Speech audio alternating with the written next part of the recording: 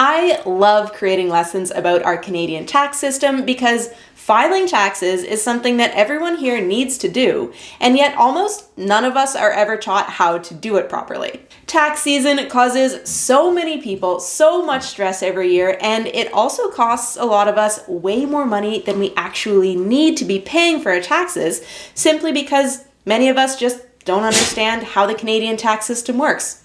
Sorry about the noises. My dog has decided to lay right behind me. Anyway, whatever. So last week I released an episode that was a beginner's guide to filing taxes in Canada. I'll link that in the description so that you can go check it out if you want to learn some solid beginner tax basics. And now this week I'm following up with an episode all about how you can directly save money on your taxes, meaning how to legally pay less tax by using the resources and the tools that the government is handing to us, but that so many people don't use because they simply don't know that these tools exist. And the tools that I'm talking about are tax deductions and tax credits. And before you click away saying, yeah, but I don't run a business, so I can't write things off, let me tell you that even if you're not an entrepreneur, you still are eligible for a lot of different tax deductions and tax credits that you can use to lower your tax bill. So if you want to learn how to save some money this year on your taxes, make sure that you hit subscribe to the channel and stick around after the jump for a list of 10 tax write-offs that you can use to lower your tax bill this year, even if you're not an entrepreneur. Before we dive in though, I want to say a quick hello and welcome to the How to Adult Show. I'm your host, Corey Fowler, and this is your source for all the important adulting life skills, like personal finance, that you wish someone had just taught you in school. So make sure you hit subscribe and let's get started. Before I dive into this list, I want to give you a very quick overview of tax deductions and tax write-offs. Tax deductions are used to lower your taxable income. And this is what most people think of when they consider entrepreneurs who can use their business expenses to lower their taxable income. If you make $100,000 as an entrepreneur and you claim $20,000 worth of tax deductions, then you lower your taxable income to $80,000. This means that the government only asks you to pay tax on $80,000 instead of $100,000. Tax credits, on the other hand, are used to lower the amount of tax that you owe, and there are two different types of tax credits. There are refundable tax credits and non-refundable tax credits. Refundable tax credits mean that you can lower your tax bill to such an extent that the government actually owes you money back. Non-refundable tax credits, on the other hand, can be used to lower your tax bill to zero, but you can't get it any lower than that. As a Canadian who files a tax return, you are eligible for a wide variety of tax deductions and tax credits that you can use to pay less tax on your income. Now, there's a whole list of these on the CRA website. I'm going to link that down below for you to check out on your own time, but it can take a while to read through this list. It is certifiably massive, and it can also take a while to read and understand the requirements to be eligible for some of these tax deductions. So I'm going to walk you through 10 of the most common federal tax deductions, which you may very well be eligible for. In addition to federal deductions and credits, there are also provincial deductions and credits that are clearly based on the province that you live in, and you might also be eligible for some of these. Again, you can find a list of provincial tax deductions and tax credits over on the CRA website. Now, make sure that you stick around to the end of this episode because missing one of these tax deductions could very well cost you some money this year. Number 1, the RRSP tax deferral. If that's Greek to you, don't worry, you're not alone. An RRSP stands for a Registered Retirement Savings Plan, and this is a special type of savings account that's designed to help Canadians save and invest for their futures and their retirement. To incentivize Canadians to use this account, the government offers us a pretty substantial tax perk for contributing some of our money as long-term savings to our RRSP accounts. Contributing money to your RRSP provides you with a chance to claim what's known as a tax deferral. This means that you don't pay taxes on the money that you contribute to your RRSP. This basically is a tax deduction. You do pay tax on that money when you take it out in the future in your retirement, but the idea is that you're going to be in a lower tax bracket then, so dollar for dollar, you're going to pay less tax on that money. Here's an example of how you can use an RRSP to reduce your tax bill this year. So let's say that you earned $100,000 last year. That means that this year you're allowed to contribute $18,000 to your RRSP. This year you make $100,000 again, and you contribute that $18,000 into your RRSP account. Your taxes are going to be deferred on the $18,000 that you contributed. And what happens on your taxes this year is that your taxable income is lowered by $18,000. This means that now your taxable income is reported as only $82,000, and that's the amount that you're going to be asked to pay tax on, as opposed to the $100,000 that you actually earned. There are a ton of other perks to using an RRSP that I can't get into in today's episode, so please go and check out the Beginner's Guide to RRSPs that I released a little while ago and learn all about these accounts and how you can use one. I will link one of those episodes down in the description below. Number 2, donations. If you donate money to a cause and get a tax receipt from that donation, then you can use that as a non-refundable tax credit. This means that you can lower the amount of tax that you have owing. To take advantage of this tax credit, you need to have donated to a registered charity and received a tax receipt for your donation.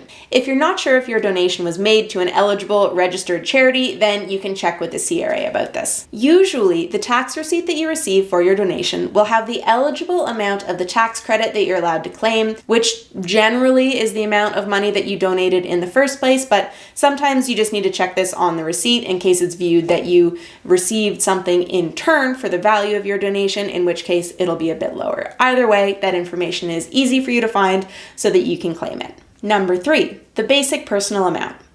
The basic personal amount is a tax deduction that applies to absolutely everybody who files taxes in Canada. This is a specified amount that you can claim as a deduction to lower your taxable income, and the amount varies based on what your income is. If your net income is less than $151,978, then you can claim the basic personal amount of $13,808 and lower your taxable income by that amount. If your income is higher than $216,511, then you can claim the basic personal amount of $12,421 and lower your taxable income by that amount. Remember, lowering your taxable income means you pay tax on less money than what you actually earned. Essentially, what this does is it gives you the first $13,808 that you earned free and clear of taxes. Number 4, student loan interest. If you took out student loans, then there are some cases where you can claim the interest from your student loans as a non-refundable tax credit. The CRA requires that you've received your student loan from a specific student loan program instead of just taking out a line of credit, for example, and calling that a student loan. You're allowed to claim the student loan interest payments that you made over the past year, stretching back to 5 years previously. After that 5-year timeline is up, then you can no longer claim that interest. That being said, because it's a non-refundable tax credit, it's not worth claiming if you're still a student and not making any income, because then you're just throwing away that tax credit. Once you start earning money though, then it's a great way for a lot of people to be able to reduce their taxes. Number 5, the first-time homebuyer's credit. The first-time homebuyer's tax credit can reduce your income tax payment by up to $750, or provide you with a $750 rebate. This credit is for people who have bought a new home as their primary residence. It has to be either your first home, or you cannot have lived in a home owned by either you or your partner for 4 years previous to buying this home. This credit can only be claimed once for each home, so if you buy a house with your partner, then only one of you can claim it, or you can split it on your taxes. The catch to this credit is that it has to be claimed in the year that you bought your first house. If you forget to claim it in your taxes this year, then you cannot carry it forward to claim the following year. Number 6, the childcare deduction. Some childcare expenses can be claimed on your taxes. As a general rule, these are expenses incurred so that you can go to work, run a business, or go to school, and have your child cared for while you're doing so. This can include things like daycares and day camps that are primarily there for childcare purposes. This functions as a tax deduction, and there are limits as to the amount of deduction that you can claim based on things like the age of the child and what income tax bracket you and or your partner are in. You do need receipts to claim this, and this is important to note because there are a lot of people still who pay cash for childcare, and you can never claim anything without a receipt paper trail to prove your claim. So if you want to pay cash, then you can't also claim the tax deduction. Number 7, moving expenses. You can use some eligible moving expenses as a tax deduction if you moved for your job or business and your new residence is at least 40 kilometers closer to your place of work than your old residence was. This means that if you moved way out of the city for remote work and then are called back to the office one day, you can likely claim some moving expenses. If you just decide to move within the same neighborhood, however, to upsize or downsize, then your moving expenses will not be eligible. There are quite a few direct moving costs that you can deduct, for example, the cost of travel between locations, hiring movers, or temporary housing for a few days. Conversely, there are other things that you think you might be able to deduct, but that aren't actually eligible. For example, the cost of prepping your old home for sale, or travel expenses to go house hunting before you move. If you have moving expenses to claim, just make sure that your receipts are organized for everything and check that you can claim each expense on the CRA website or with your accountant before you do so. Number 8, home office expenses.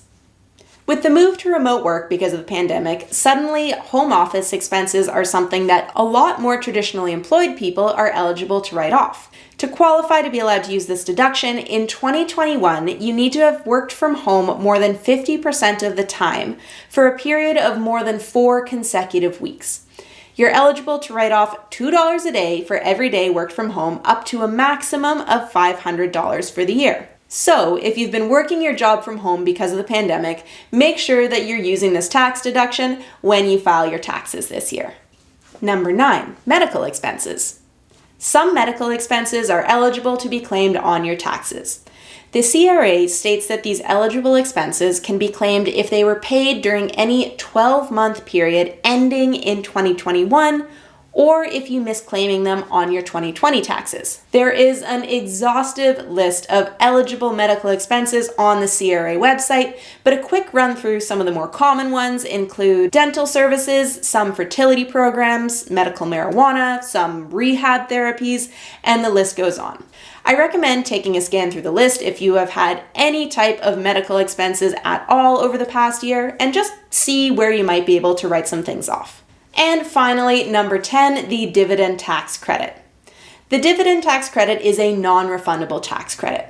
And if you're an investor and own shares in a company that pays you dividends, then you should be aware of this tax credit if your dividend earnings are reported as part of your income for the year. They're what's classified as eligible and other than eligible dividends that are credited differently. And the T5 investment income statement that you receive is going to designate whether they're eligible or other than eligible. There's some math behind how the dividend tax credit actually works that isn't too important to get into for the scope of this lesson, but the important thing to note is that you end up having to pay less tax on your dividend income. This dividend tax credit is one of the reasons why it is very tax advantageous to earn income through investments as opposed to solely through traditional employment income. So as you can see from this list, there are multiple tools available to help you lower your taxable income, regardless of whether or not you run your own business. Tax write-offs are not just for entrepreneurs. And remember, the government gives us these tools. They want us to use them.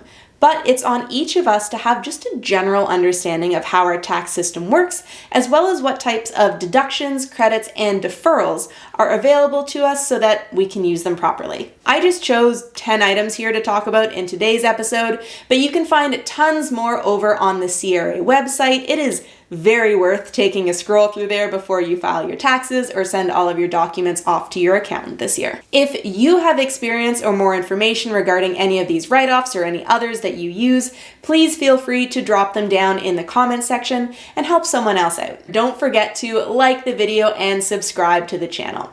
A new free personal finance lesson is released every Monday morning, so hit subscribe, and that means that I will get to see you right back here next Monday with a brand new episode of the How to Adult Show.